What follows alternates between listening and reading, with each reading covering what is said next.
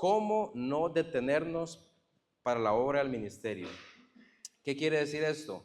Que como hermanos, como personas, como cristianos, como siervos, discípulos del Señor Jesús, nos vamos a cansar y nos vamos a detener de hacer la obra del ministerio.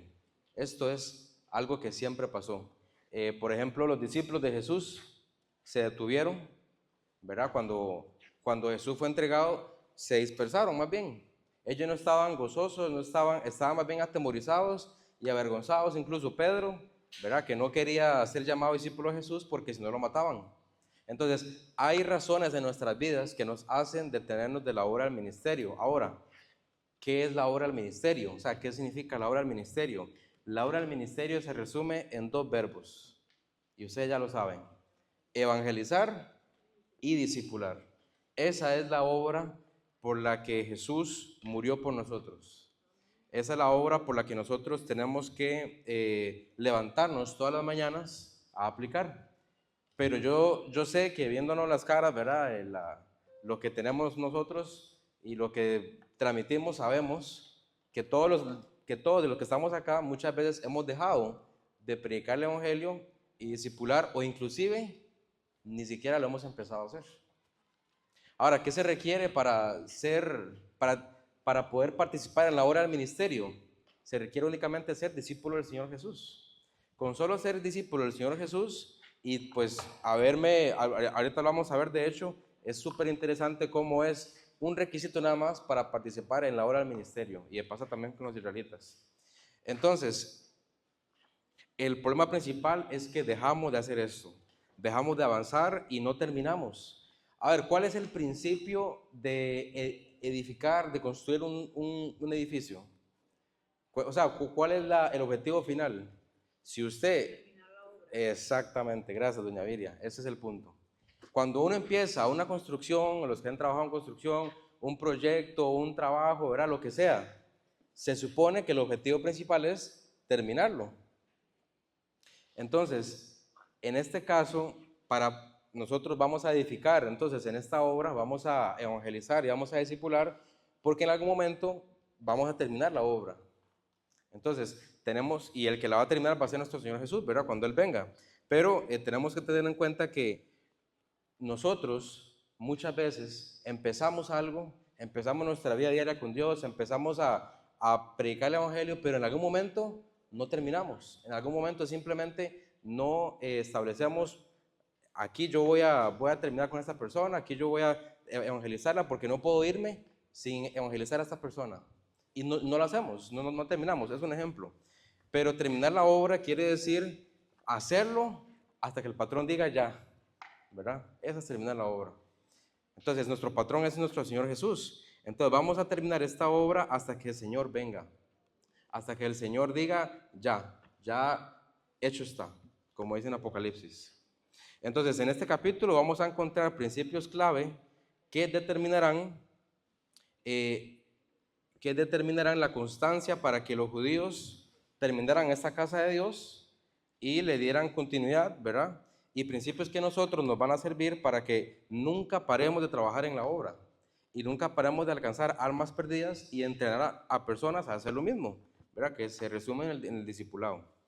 Ok, entonces, para dar también una breve introducción acerca de la historia, entendemos que en este punto específico han pasado muchas cosas, y yo nada más voy a resumir un poco lo que hemos visto. Israel es la nación escogida de Dios, el pueblo que Dios escogió, y esta nación Dios la utilizó, ¿verdad?, para que su reino sea expandido por toda la tierra. Como muchos ya saben, Israel fue rebelde.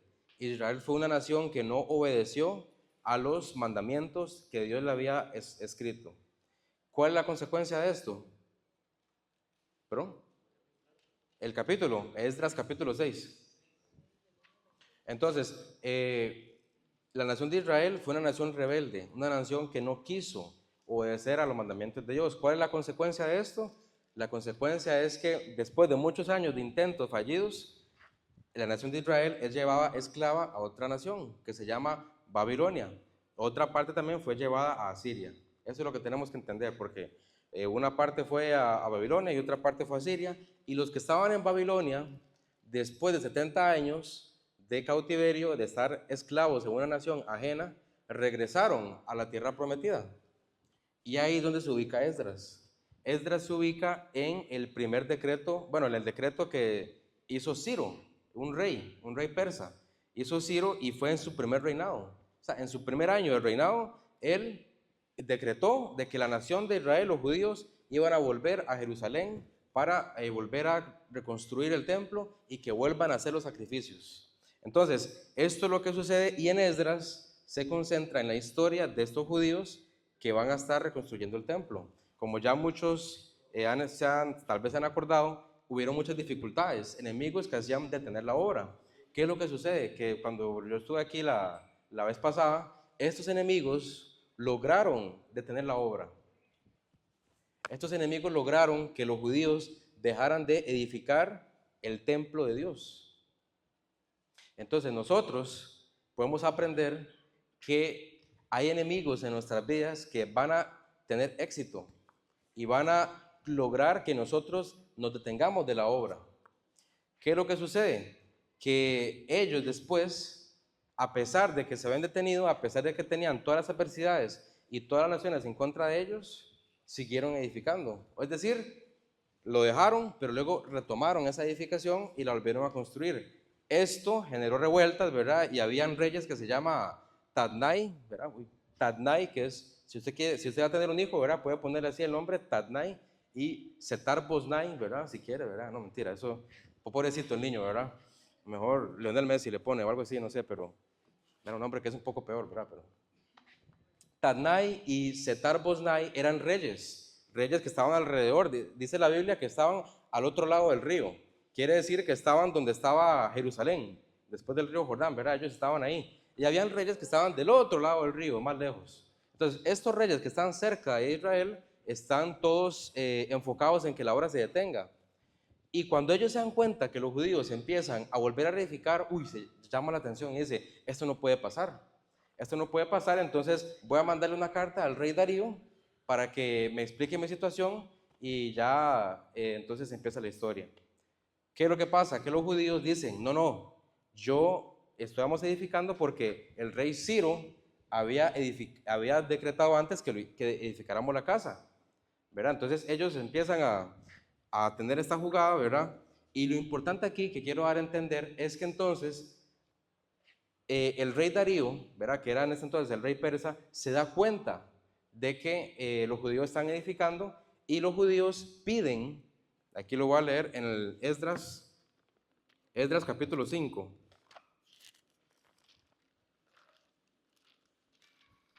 Yo sé que es mucha información de momento, pero es un poco de contexto.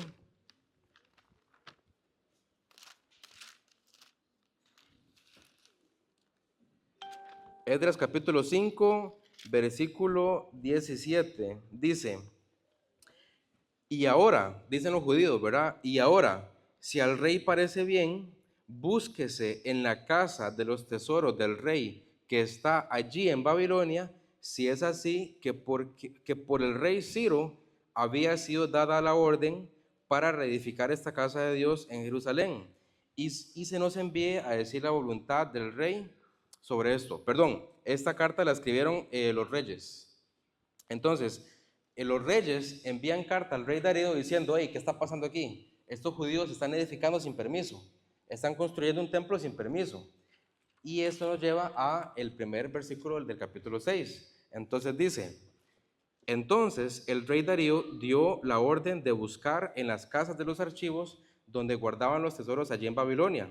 Y fue hallado en Acmeta, en el palacio que está en la provincia de Media, un libro en el cual estaba escrito así, memoria.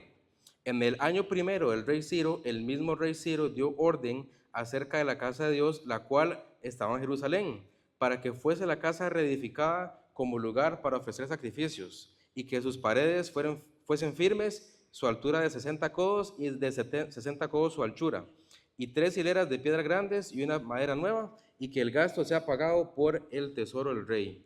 Entonces, todo esto estaba escrito en el libro de las memorias de los reyes persas. Quiere decir que había un registro de lo que había pasado y lo que habían decretado. Y resulta sucede que entonces en este contexto histórico se va a basar, y ahí pueden verlo, ahí lo puse creo que en sus notas, el tema histórico de este capítulo es el decreto de Ciro para reedificar la casa de Dios. Entonces, Ciro va a leer esta carta y va a volver a decretar algo respecto a la edificación de la casa de Dios.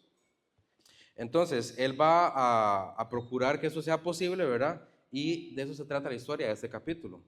Ahora bien, doctrinalmente, ¿verdad? Una forma doctrinal, Esdras, este capítulo se puede encontrar en el proceso de restauración de la nación de Israel. En el proceso cuando, por así decirlo, Dios mande a que Israel sea restaurada. Y esto se da cuando Cristo venga. Dice que es un libro de restauración de la nación de Israel después de la tribulación en la segunda venida de Cristo. Entonces, según el calendario de Dios, entra en cómo los tiempos pueden llegar a ser cuando Cristo ordene que se restaure el templo de Jerusalén y todo se cumpla prontamente. Y cómo los enemigos pues van a ser un poco humillados. Muy bien. Entonces, esto es un poco de introducción. Lo que vamos a aprender entonces en este capítulo es cómo no ser olvidadizos, cómo recordar lo que hemos aprendido de la Biblia, cómo volverlo a aplicar y vamos a ver los resultados de esa aplicación. Entonces, eso es lo que vamos a aprender esta mañana. Entonces, yo les pido que nada más inclinemos nuestros rostros y oremos para que Dios dirija este tiempo. Señor y Padre Celestial, gracias por este día, Padre, gracias por el tiempo que tenemos, Padre, de predicar tu palabra, Señor, de escuchar un poco, Señor, acerca de lo que tú nos tienes a nosotros. Padre, usa mi torpe lengua, usa mi torpeza, mi inutilidad, Padre, para que simplemente tú te veas glorificado, Señor. Y Padre, que todos podamos tener un corazón dispuesto, un corazón que esté atento, Padre, a tu palabra y que podamos, Padre, escuchar con un corazón fiel y humilde, Padre, lo que tú nos quieres enseñar, Padre, para que lo podamos aplicar. Te pido por ese tiempo, Padre, y si hay alguna persona que no te conoce esta mañana, que no sabe a dónde va a ir cuando muera, Padre, te pido que tú hables a su corazón y que pueda tomar una decisión para Cristo. En Cristo Jesús, amén. Muy bien, entonces, el primer punto que tenemos que verificar es el punto número 1 que dice, entonces, ¿cómo hago para no detenerme de hacer esta obra? ¿Cómo hago para no dejar de evangelizar? Para no dejar de discipular? ¿O cómo hago para inclusive empezar esto? Lo primero que tenemos que hacer es, en el punto A, tener memoria de la orden de Dios. Recordarnos de este hecho que pasó y de este decreto que Dios había mandado. Ejemplos, por ejemplo, dice, entonces el rey Darío en el versículo 1 dio la orden de buscar en la casa de los archivos donde guardaban los tesoros allí. Entonces el rey Darío de repente da la orden, ¿verdad?, de que vayan a buscar en esa casa. Lo tenían, ¿verdad?, seguramente la base de datos del rey persa, ¿verdad?, de los reyes persas. Tenían ahí todos los registros. Y lo que encuentran, dice, y fue hallado en Acmeta, en el palacio que está en la provincia de Media. Y dice, memoria. Vamos a ir un momento a Éxodo capítulo 13.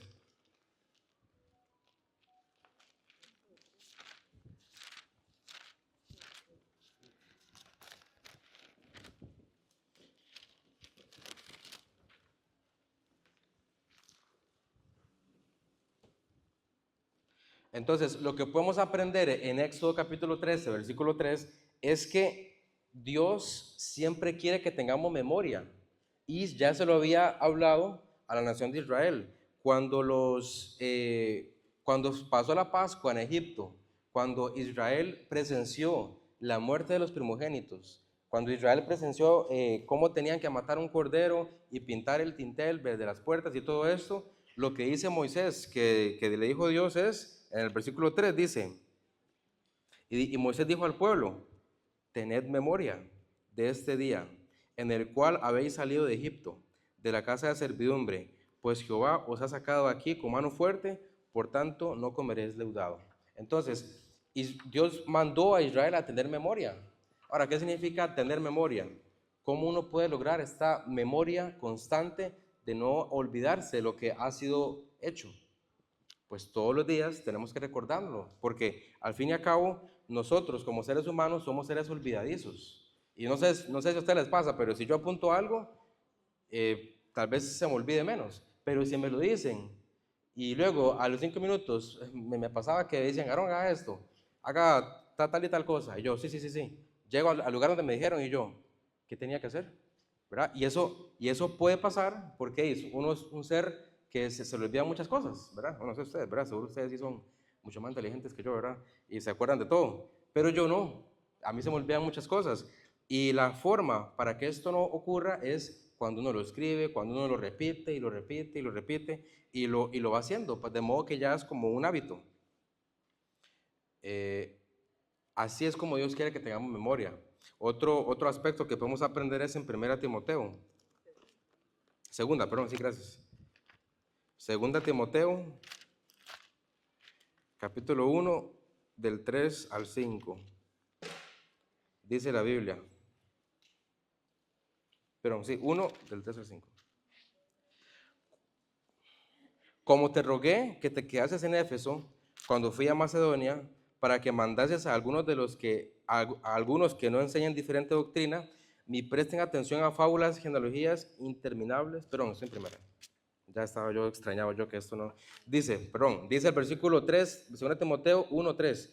Doy gracias a Dios, el cual sirvo delante de mis mayores con limpia conciencia, de que sin cesar me acuerdo de ti en mis oraciones, noche y día, deseando verte al acordarme de tus lágrimas, para llenarme de gozo, y trayendo a la memoria la fe no fingida que hay en ti, la cual habitó primero en tu abuela Loida y en tu madre Eunice, y estoy seguro que en ti también. Entonces, Pablo trae en recuerdo la fe no fingida que tiene Timoteo, ¿verdad? Entonces, traer memoria a algo es recordar cómo éramos antes, recordar qué es lo que estaba pasando antes, y es bueno. Y Pablo lo hacía con sus discípulos, en este caso con Timoteo, él le dice, acuérdase cómo era su fe fingida.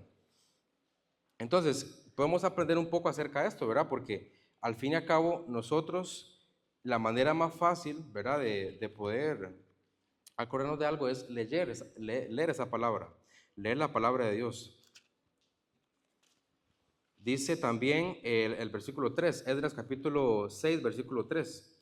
En el año primero del rey Ciro, el mismo rey Ciro dio orden acerca de la casa de Dios, la cual está en Jerusalén, para que fuese la casa reedificada como lugar para ofrecer sacrificios y que sus paredes fuesen firmes, su altura de 60 codos y de 60 codos su anchura.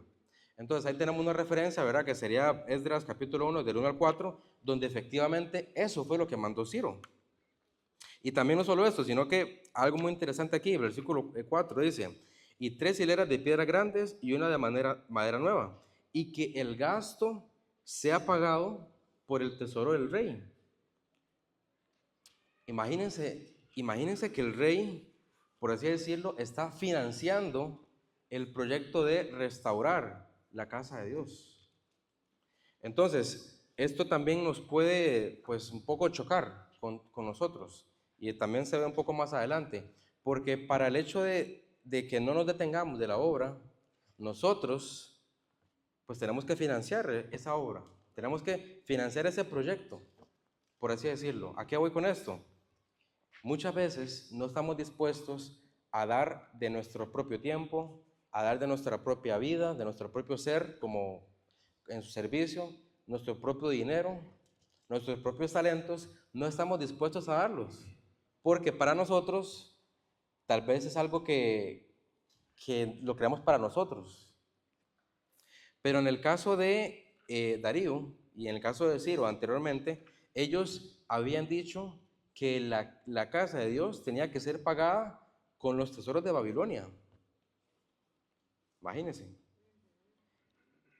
También precisamos estos días cuando muchas personas que ni siquiera eran de la iglesia ofrendaron para la actividad de estos evangelísticos que hubo de los niños. Entonces, aquí el punto es que nosotros como cristianos tenemos que estar dispuestos a gastar de nuestro tiempo, a gastar de nuestro talento, a gastar de nuestro dinero para que la obra sea cumplida. Gastar de nuestro trabajo. Yo creo que si nuestro enfoque se basara en terminar la obra, nuestro trabajo, nuestra familia, nuestro tiempo, nuestros estudios, nuestro barrio, nuestra casa, todo va a ir de acuerdo a terminar la obra. Y todo lo voy a usar para terminar la obra. Si no lo vemos de esta forma, va a ser muy difícil que Dios utilice a un instrumento como nosotros para terminar la obra, porque no está dispuesto a hacer lo que corresponde para terminar esa obra. Que gasté 50,000, 100,000 pesos en que se predique el evangelio porque había que gastar transporte, había que gastar comida. Yo sé que tal vez para nosotros para los jóvenes, ¿verdad? Como nosotros, tal vez es un poco, no lo entendemos muy bien, pero a lo que hemos visto de nuestros ejemplos, hemos presenciado cómo personas en esta iglesia, pues sí están dispuestos a dar más, están dispuestos a sacrificar todo lo que tienen para que la obra sea cumplida. Así como Darío, que estaba dispuesto a que su gasto, bueno, y como Ciro también en su momento, sea utilizado para la obra del ministerio. También el versículo 5 dice, y también los utensilios de oro y de plata de la casa de Dios, los cuales Nabucodonosor sacó del templo que estaba en Jerusalén y los pasó a Babilonia, sean devueltos y vayan a su lugar, al templo que está en Jerusalén. Entonces, este decreto de Ciro era un proyecto de los israelitas financiado por Ciro, donde ellos tenían otra vez todo de vuelta y tenían dinero para poder gastar, para poder usar, para terminar esta obra. Entonces sí, la obra requiere dinero, la obra requiere, pues, sacrificar esta parte de nosotros. Verá que luego también hay un versículo que nos deja muy claro que el dinero no es nuestro. Y pues dice que sean devueltos y sean puestos, ¿verdad? Terminando el capítulo 5, el versículo 5, y sean puestos en la casa de Dios, estos utensilios. Entonces, podemos aprender que en este punto lo que Dios quiere es que tengamos memoria de lo que ya ha sido hablado. Para nosotros, ya Dios nos ha mandado a evangelizar, ya Dios nos ha mandado a discipular, ya nos ha mandado a servir en su ministerio. Entonces, no es como que tengo que aprender algo nuevo. Tengo que recordar lo que ya ha sido dicho y ordenado de parte de Dios. Siguiendo la historia en el punto 2, el punto B, ¿cómo hacemos para no detenernos de edificar? Lo que hacemos es simplemente dejar que se cumpla la orden de Dios. Y ahora vamos a ver un poco este detalle, porque vean el versículo 6. Ahora pues, vean lo que le dice Darío. Ya estas son palabras de Darío. Darío ya recordó lo que había pasado y ahora Darío dice, versículo 6, ahora pues, Tadnai, gobernador del otro lado del río, y Setar-Boznai, y vuestros compañeros, los gobernantes, que estáis al otro lado del río, ¿qué les dice? Alejaos de allí, alejaos de allí. Dejad que se haga la obra de esta casa de Dios, que el gobernador de los judíos y sus ancianos reedifiquen esa casa de Dios en su lugar. Hay algo muy interesante que quiero que veamos. Un ejemplo. Hechos capítulo 5.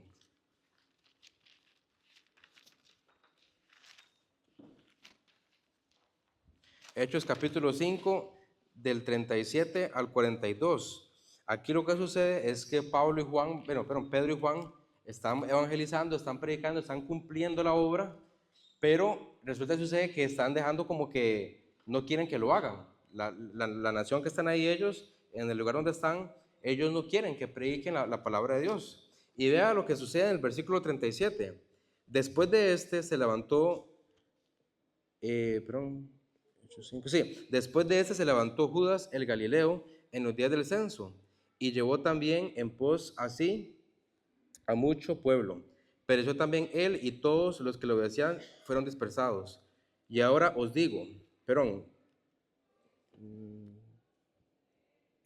dice el 38, y ahora os digo, apartaos de estos hombres y y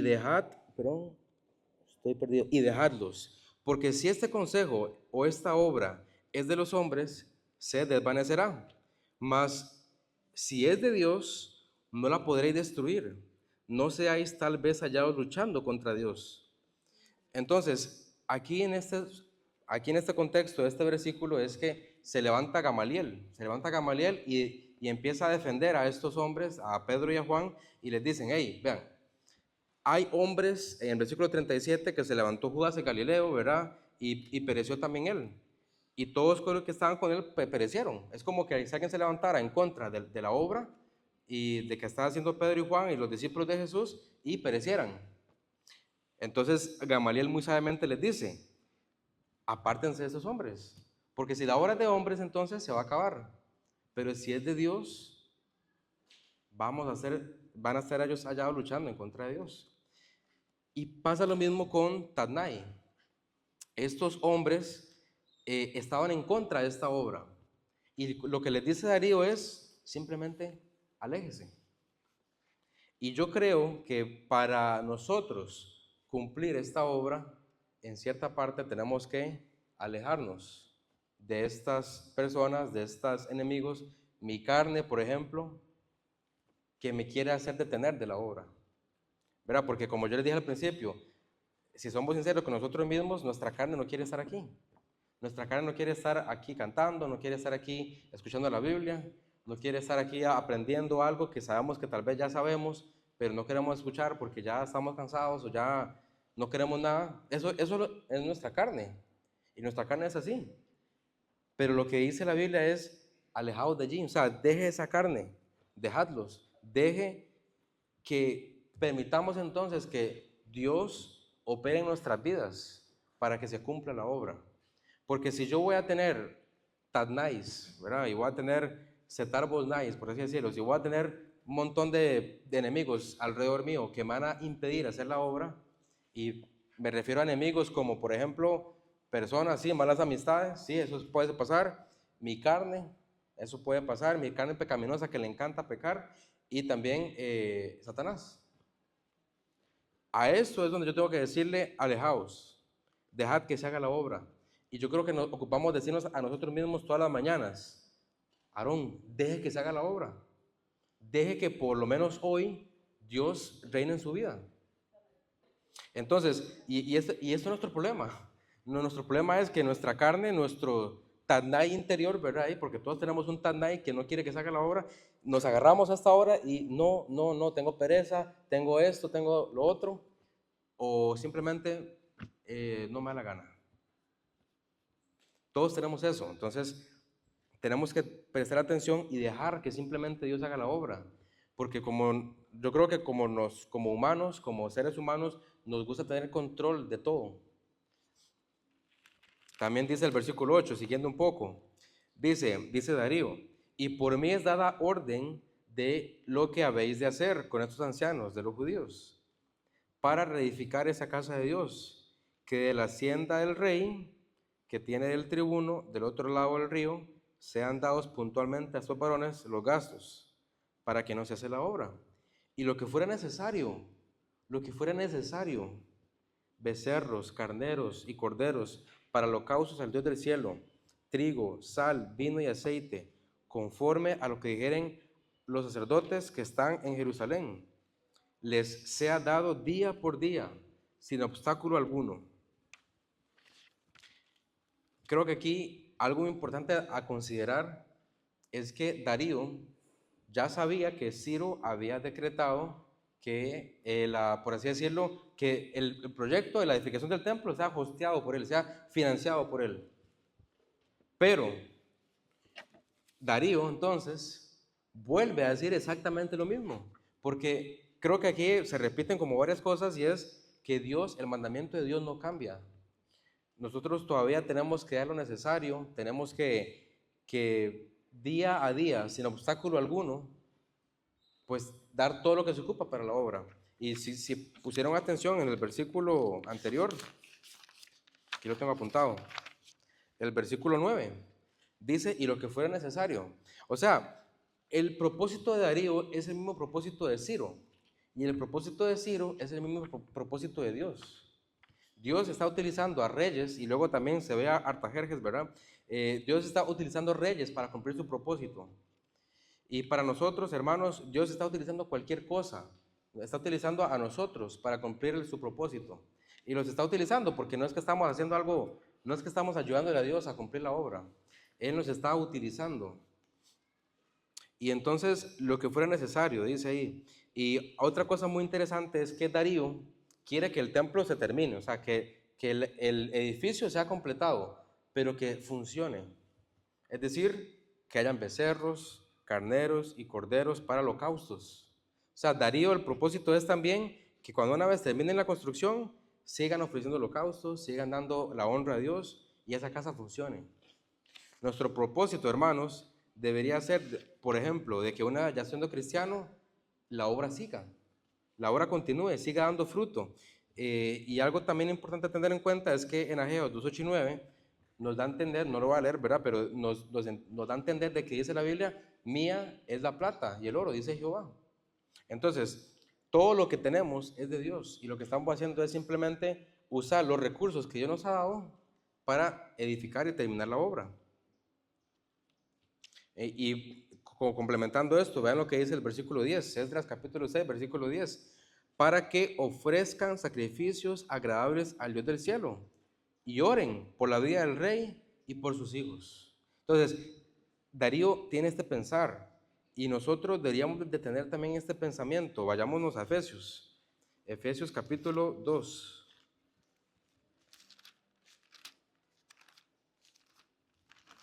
Perdón, capítulo 5.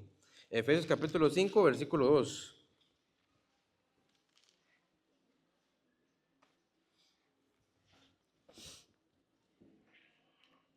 Con el término de ofrendar, con el término de sacrificar, vean lo que dice la Biblia. Y andad en amor, como también Cristo nos amó y se entregó a sí mismo por nosotros. Ofrenda y sacrificio a Dios en olor fragante. Quiere decir entonces que lo que hizo Jesucristo fue el ejemplo que nosotros tenemos que hacer. Llegar delante de Dios, ofrecerme a mí mismo, así decir, Dios, aquí estoy, aquí está mi cuerpo inútil, aquí está mi mente, aquí están mis habilidades tontas, pero aquí estoy. Y esta es la ofrenda que Dios quiere, agradable.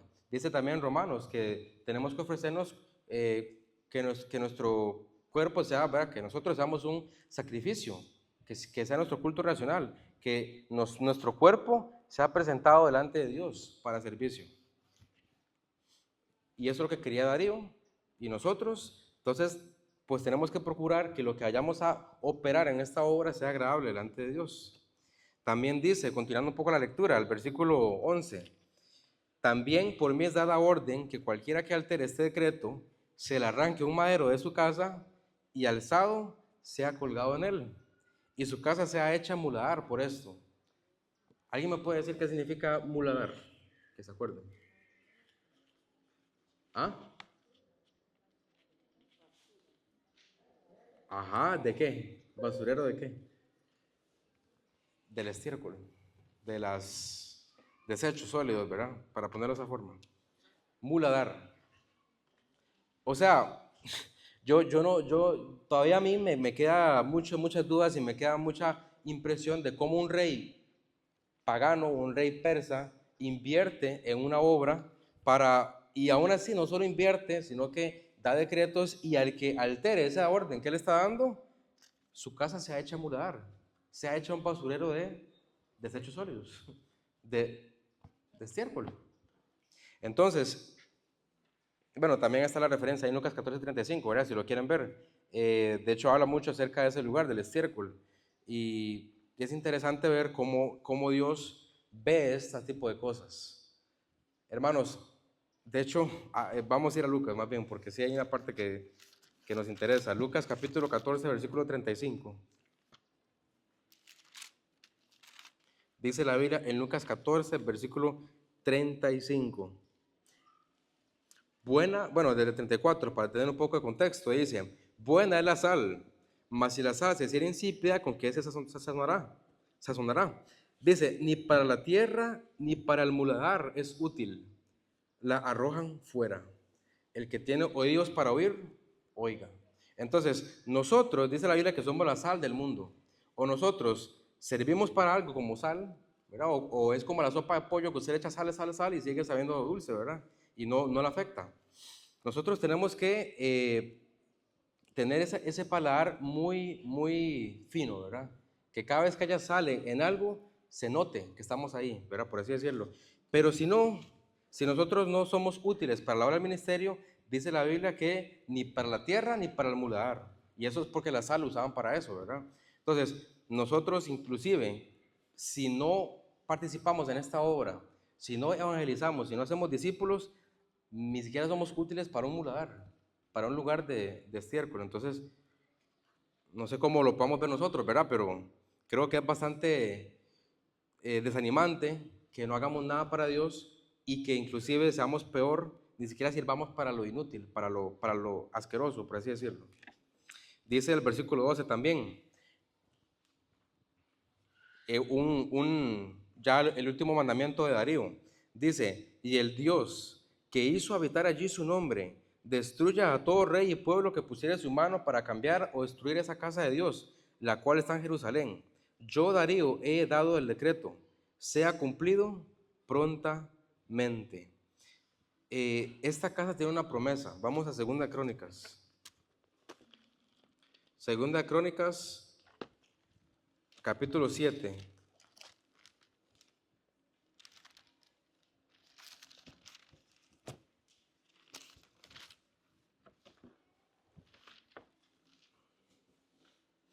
Segunda Crónicas, capítulo 7, versículo 16. Porque ahora he elegido y santificado esta casa, dice Dios, ¿verdad? Para que esté en ella mi nombre para siempre, y en mis ojos y mi corazón estarán ahí para siempre. La voluntad de Darío, la voluntad de Ciro, es la misma voluntad de Dios. Dios está utilizando a estos hombres, como ya lo hemos mencionado, y todo lo que ha hecho Darío es súper interesante ver qué es lo que Dios manda a nosotros y lo que Dios quiere. Y dice que sea cumplido prontamente, porque lo que Darío quiere es que esta casa funcione y que Dios, dice, el cual hizo habitar allí su nombre, o sea, que esta casa impacte a las naciones. Y el que quiera destruirla, que sea destruido. Entonces, toda esta orden es interesante y esta orden es impactante ver, pero ahora sigue la parte de la aplicación.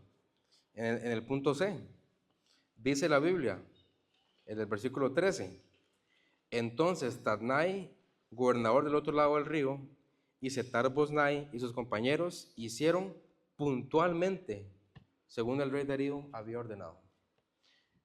Para la obra del ministerio, hermanos, no hay nada imposible. Para la obra del ministerio, los enemigos son capaces de dejar de impedir con tal de que la obra del ministerio sea cumplida. Así que no nos alarmemos si cuando empezamos a obedecer a Dios, si cuando empezamos a edificar en esta obra, que de repente empiezo a evangelizar un poco más, que de repente empiezo a hablar de Cristo a las personas, a reunirme con mis hermanos, a compartir la Biblia, a pensar mal la Biblia, a estudiar mal la Biblia, no nos extrañemos de que hayan enemigos que impidan esta obra, pero tampoco nos extrañemos de que Dios haga el camino para que esos enemigos puntualmente dejen de molestarnos, porque al fin y al cabo los enemigos van a estar, ¿verdad? Y si no es Tadnai, si no es Sefar-Bosnai, van a venir otros. Pero cada enemigo que aparece en nuestras vidas, hermanos, tiene, por el poder de Dios, la capacidad de dejarnos trabajar. Entonces, no es mi condición económica, no es mi condición física, no es mi condición emocional, no es ninguna de mis condiciones lo que me impide dejar a Dios y lo que me impide de dejar de edificar la casa de Dios. Porque a pesar de todo, Dios puntualmente va a hacer que todo eso no importe y que me deje operar a mí la casa de Dios. ¿Tiene sentido para ustedes? Tiene mucho sentido, amén. Dice una referencia ahí en Mateo capítulo 22. Mateo 22, 44.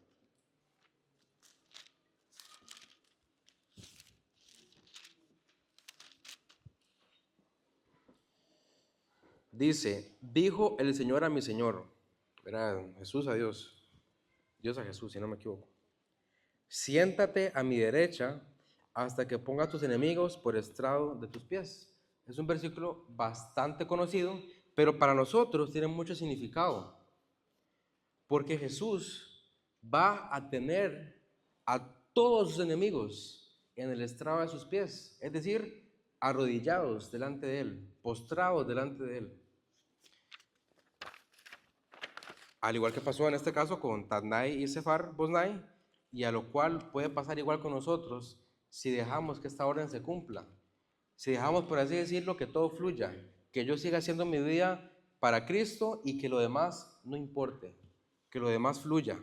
Dice el versículo 14, ya para atender un poco, dice, y los ancianos de los judíos edificaban y prosperaban, conforme a la profecía de Ageo y Zacarías, hijo de Ido. Y dice, lo que nos comentó la hermana doña Viria, ¿verdad? Hace poco, edificaron pues y terminaron, por orden del Dios de Israel y por mandato de Ciro, de Darío y de Artajerjes. Estos 3 reyes son los que Dios utilizó para esto, reyes de Persa. Entonces, edificar y no terminar, hermanos, no tiene ningún sentido. Si ya estamos aquí esta mañana, si ya estamos aquí es porque Dios ha empezado una obra en nosotros. Y nosotros somos los responsables de dejar que esta obra termine, o somos los responsables de tener memoria, dejar que Dios tome el control y ahora sí, edificar y prosperar hasta terminar. ¿Cuándo será ese día que terminemos? Hasta que ya no tengamos aliento. Dice Lucas 14, 28, 30, un ejemplo de una parábola que Jesús compartió. Lucas 14, 28, 30.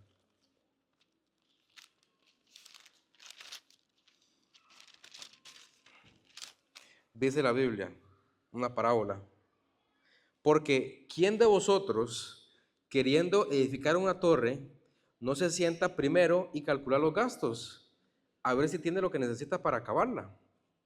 No sea que después que haya puesto el cimiento y no pueda acabarla, todos los que lo vean comiencen a hacer burla de él, diciendo, este hombre comenzó a edificar y no pudo acabar. Entonces, hermanos, desde ya, yo creo que Dios no nos exige ahorita ningún préstamo, ¿verdad? Ningún interés, pero sí nos exige algo. Si estamos dispuestos a servirle, pues deje todo y sírvalo a Él. Pero si no estamos dispuestos a dejar nuestras vidas, a dejar nuestras comodidades, pues no le voy a decir que ya, ¿verdad? Y que media iglesia se levante y se vaya, no. Pero si no estamos dispuestos, hermanos, meditémoslo. Porque si me cuesta soltar dinero, si me cuesta soltar tiempo, si me cuesta soltar ganas para el servicio a Dios, entonces, hermanos, reconsiderémonos nuestras vidas otra vez y pensemos si de verdad tengo lo necesario, como decía Darío, si tengo lo necesario para terminar esta obra. Porque Dios no quiere ningún cristiano o ninguna persona que ni siquiera sea cristiana que le obedezca por costumbre o que le obedezca porque tiene que hacerlo y ya, no. Dios quiere siervos fieles que estén dispuestos a dar lo necesario para servirle. Hay una parte aquí, siguiendo un poco la lectura, también voy a retomar ese tema, pero hay una parte que dice, y esta casa fue terminada al 3er día del mes de Adar, que era el 6º año del reinado del rey Darío. O sea, imagínense que inclusive en esta obra fue terminada al 3er día de no sé mes, ¿verdad? De Adar, del 6º año de Darío, pero es interesante ver que fuera al 3er día. ¿Por qué? Porque es un cuadro de la muerte, sepultura y resurrección de nuestro Señor Jesucristo. Quiere decir que nos enseña a que se necesita el poder de Dios, de Cristo, para terminar la obra Él y no nosotros. El hecho de que terminara al 3er día, yo sé que Dios trabaja mucho de esta forma, ¿verdad? Pero para nosotros significa que para que Dios termine la obra en nosotros, tiene que ser por su poder y no por nosotros. Tiene que ser como Él manda, por así decirlo. Como Él lo hizo posible al 3er día, así Él tiene que edificar en nosotros con el poder de Él para resucitar al 3er día. Era un poco de cómo podemos ver también a Cristo visto un poco en nuestras vidas. Y en este ejemplo, pues al 3er día se ve claramente cómo Jesús se ve reflejado y cómo nos enseña que Jesús es el que tiene el poder para hacer esto.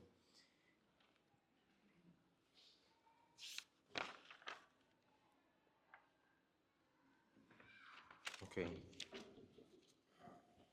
Ya casi terminamos, hermanos. Yo sé que es un poco cansado. Pero dice, para terminar el versículo 16, entonces los hijos de Israel, los sacerdotes, los levitas y los demás que habían venido de la cautividad, hicieron la dedicación. Que dedicación, si lo quiere ver de esta forma, dedicación muchas veces mencionado en la Biblia quiere decir inauguración o una celebración de un monumento. Es como que, por ejemplo, se levanta un monumento de Juan Santa María y todo el mundo vaya a dedicarlo, ¿verdad? A inaugurarlo. En este caso, el monumento que se levantó, la estructura que se levantó, es la casa de Dios. Y todos van a ir a hacerle la dedicación. Dice, vean el 17 lo que hicieron. Y ofrecieron en la dedicación de esta casa de Dios 100 becerros, 200 carneros, 400 corderos y 12 machos cabríos, ¿verdad? O sea, ni la subasta acá, yo creo que tiene tanto. En expiación por todo Israel, conforme al número de las tribus de Israel. Entonces, y luego dice, y pusieron a los sacerdotes en sus turnos y a los levitas en sus clases. O sea, todos están cumpliendo su función para el servicio de Dios en Jerusalén, conforme a lo que está escrito de Moisés. O sea, se reunieron todas las gentes y pusieron a todo el mundo en su lugar, ya cuando la obra está terminada, y empiezan a dedicar el templo, empiezan a inaugurarlo, a celebrar de que la casa ya ha sido reedificada. ¿Sí me van siguiendo? Sí. Entonces, ahora bien, luego lo que ellos, el del 19 al 22 es nuestro punto final, lo que nos garantiza cómo tenemos que comportarnos para no dejar de celebrar y no dejar de edificar, edificar la casa de Dios. Dice el versículo 19, también los hijos de la cautividad celebraron la Pascua a los 14 días del mes primero. Si usted lee la Biblia, como está escrito, tiene que ser a los 14 días del mes primero. Dice el versículo 20, porque los sacerdotes y los levitas se habían purificado a una. Todos estaban limpios y sacrificaron la Pascua por todos los hijos de la cautividad y por sus hermanos los sacerdotes y por sí mismos. Y aquí viene la parte clave. Comieron los hijos de Israel que habían vuelto del cautiverio.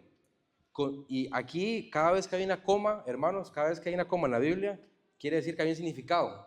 ¿Quiénes son los que habían vuelto del cautiverio? Estos son, dice, con todos aquellos que se habían apartado de las inmundicias de la gente de la tierra para buscar a Jehová, Dios de Israel. Y esto es lo que les decía, si pusieron atención en Lucas 14, 28 al 30, ese es el punto que también lo terminaba. Estas personas, los que volvieron de la cautividad, y como habíamos estudiado, si no me equivoco antes, Jerusalén, los judíos israelitas estaban pues conformados por casi 1 millón de hombres, o 600,000 hombres, si no me equivoco, que eran los de la guerra antes. Y los que volvieron, si no me equivoco, fueron como unos menos de 50 o por ahí de 50,000 personas aproximadamente. Son pocos los que se habían apartado de las inmundicias de las gentes para buscar a Jehová de Israel. Y nosotros tenemos que ser prácticamente iguales, tenemos que ser apartados para Dios. ¿Qué significa ser apartado? Exclusivo. No servir a dos señores. Verás, como que yo tenga dos trabajos, va a ser complicado. Pero si tengo un solo trabajo, un solo enfoque, yo estoy apartado únicamente para esa labor. Ejemplo, Pablo. Romanos 1:1, ya ustedes lo conocen. Y si no lo conocen, pues van a conocer cómo era Pablo. Dice Romanos 1:1. Pablo, siervo de Jesucristo, llamado a ser apóstol, y aquí es la frase que nosotros tenemos que aplicar en nuestras vidas. Apartado para el evangelio de Dios. Nuestro problema, hermanos, es que no estamos apartados para el evangelio de Dios. Nuestro problema es que no vemos el evangelio como el propósito principal de nuestras vidas. Vemos el evangelio como si fuera los sábados cada 15 días. El evangelio como si, ay Dios, me da risa porque yo antes oraba así. Dios, dame una oportunidad para aplicar el evangelio. Ábreme una puerta. Está bien, no está mal. Pero ¿qué oportunidad hay si yo no abro mi boca? ¿Qué oportunidad hay si yo no busco esas oportunidades? Entonces, no es que de la nada puede pasar, ¿verdad? Y gloria a Dios por eso. Si llega alguien, ¿verdad? Y me dice, mira, yo no sé cómo funciona el evangelio, ¿qué quiere decir? Eso sería como a una puerta abierta, así, literal. Pero hermanos, también nosotros tenemos que tocar puertas. No es que siempre van a estar la puerta abierta a las personas, tenemos que tocar puertas. Y eso es lo que nos falta a nosotros. Nos falta ser apartados del evangelio, o sea, ser apartados para el evangelio. Y pues lo que complementaba un poco esto con Lucas 9:23.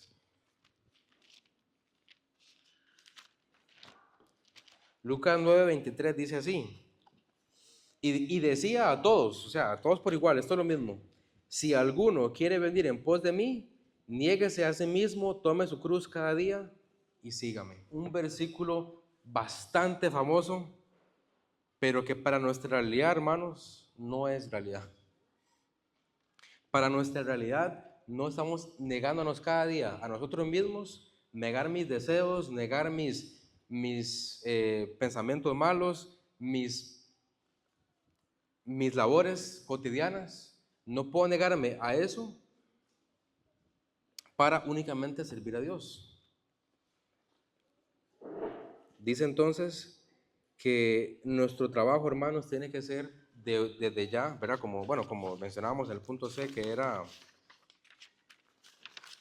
bastante redundante. O sea, lo que sigue ahora, para no detenernos de la obra, es simplemente edificar y terminar. O sea, es simplemente hacer lo que ya sabemos que Dios nos ha mandado a hacer: edificar. Edificar, es decir, evangelizar y hacer discípulos. Si cada miembro de esta iglesia que estamos aquí nosotros se dedicara a predicar el evangelio a sus familiares, se dedicara, y ojo con la palabra dedicarse, no ocasionalmente, pues si se da la oportunidad, no, dedicarme a eso.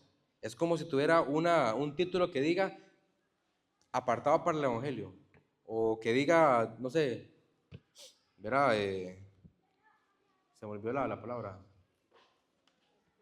Exclusivo, sí, no, pero es un ejemplo. ¿Cómo se le dice al albañil, verdad? ¿Cómo se le dice? Usualmente aquí le decimos ¿ah? Sí, un peón, un maestro de obras. Es decir, nosotros tenemos que ser peones, tenemos que ser albañiles, donde simplemente edificamos, edificamos, edificamos, hasta que el patrón diga, ya puede venir conmigo. O ya le doy ahí el aguinaldo, la paga. Pero no, nosotros nuestra paga es gozar en el cielo. Y nuestra paga es, pues en el dado caso, si lo hicimos bien, reinar con Cristo.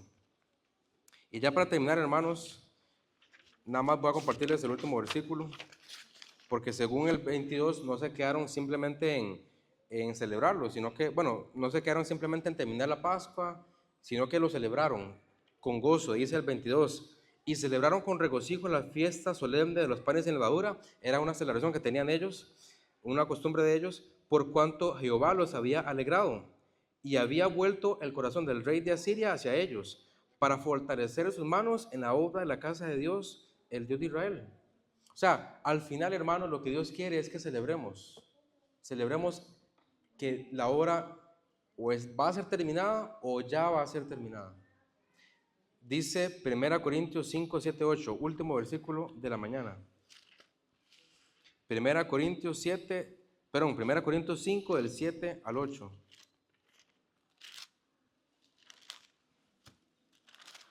Dice la Biblia: limpiaos pues de la vieja levadura. Les recuerdo que el versículo 22 están celebrando los panes sin levadura, entonces también tiene mucho que ver con este versículo. Limpiaos pues, 1 Corintios 5 del 7 al 8, dice: limpiaos pues de la vieja levadura, para que seáis nueva masa, sin levadura, como sois, porque nuestra Pascua, que es Cristo, ya fue sacrificada por nosotros. Lo que está pasando en Esdras capítulo 6, versículo 22, es lo que aquí Dios nos mandó en 1 Corintios 5, 7 al 8. Despojarnos entonces de esta vieja levadura, celebrar que ya no estamos con el pecado, ya no estamos esclavos del pecado, sino que ahora Dios ha hecho todo lo posible, porque dice ahí, y había vuelto el corazón del rey de Asiria para fortalecer sus manos. Y también dice que los había alegrado. O sea, al fin y al cabo, hermanos, trabajar en la obra del ministerio va a conllevar a que Jehová nos alegre. Jehová sea el que nos dé la alegría que tanto ocupamos para seguir adelante, la alegría en Cristo, no la alegría de ser feliz y ya, sino la alegría de saber que todo Él lo hizo, todo Él ya lo hizo. Y nuestro trabajo es simplemente celebrar esto y trabajar en la obra. Entonces, hermanos, como conclusión nada más, tenemos que nada más, para nunca detenernos en la obra, para nunca dejar de evangelizar, este punto clave que tanto nos falta, evangelizar, predicar el evangelio a las personas, para nunca dejar de hacerlo, hermanos, tengamos memoria de lo que Dios nos ha mandado, de edificar y terminar la obra del ministerio, acordarnos de lo que Él hizo por nosotros. Si usted está aquí esta mañana y no tiene ni idea a dónde va a ir cuando muera, entonces Dios puede empezar, Cristo puede empezar esta obra con usted. ¿Cómo? Pues teniendo en memoria que Cristo murió por mí. ¿Y para qué? Porque yo creo que todos sabemos que Cristo murió por mis pecados. Bueno, todos sabemos que Cristo murió y fue crucificado. Pero lo que implica es que Cristo murió para salvarme de mis pecados y que yo vaya al cielo. De eso me tengo que acordar. Y me da risa porque, bueno, risa no es una risa malévola, ¿no? Como la de Satanás, ¿verdad? Ayer. Era una risa de decir que qué interesante ver cómo las personas, cuando escuchan el Evangelio, de repente Dios les abre los ojos y dicen, ay, ya me acordé. Bueno, yo estuve un día con mi mamá y un día también estuvimos el domingo pasado con, de hecho, la conocieron aquí, una que llegó aquí a la iglesia que era, bueno, sí, la novia de un amigo. Y también con un vecino, ¿verdad? De acá de Pijije. Es un poco de testimonio que quiero compartir es cuando se comparte el evangelio a la persona de repente se acuerda y dice, uy, mira, la salvación nunca fue por lo que yo hacía, siempre fue por medio de Jesús, del que ya se acordaban, del que ya sabían que tenían en cuenta, pero nunca habían tenido memoria de lo que Él había hecho por ellos. Y ese es el evangelio, hermanos, es simplemente recordar lo que Cristo hizo por nosotros, predicar las buenas noticias y vivir en esta memoria de la palabra de Dios para que no se nos olvide que tenemos que edificar, que tenemos que evangelizar, que tenemos que discipular a las personas y que de verdad les mando de tarea a mí y a todos ustedes de que prediquemos el evangelio a las personas para que se acuerden de lo que Cristo hizo por ellos y para que tengan memoria de lo que ya hizo Jesús y van a ver cómo de repente los ojos cambian. Es como si usted se hubiera acordado de que tenía, no sé, que tenía algo bueno pendiente ahí todavía y se acordó. Es como, por ejemplo, que se acordó que tenía ahí no sé, unos ahorros. Esa es buena. Se acordó que tenía unos ahorros y ya es, ay, mira, sí es cierto, tengo unos ahorros. Pues acordémonos, hermanos, de decir, así es cierto, Cristo ya hizo todo por mí y yo nada más tengo que creer que Él es mi Señor y Salvador y nada más tengo que seguir edificando. Hermanos, yo sé que es una enseñanza muy sencilla, siempre pues tratamos, ¿verdad?, de ser prácticos, pero si Dios le habló esta mañana con lo que podemos aprender hoy, entonces pues, pongámoslo en práctica y acordémonos de esta obra que Dios nos ha mandado a hacer y tengamos la actitud, hermanos, de dar lo necesario, lo que se requiera para la obra del ministerio. Oremos. Señor y Padre Celestial, gracias, Padre, por este tiempo, Padre, gracias porque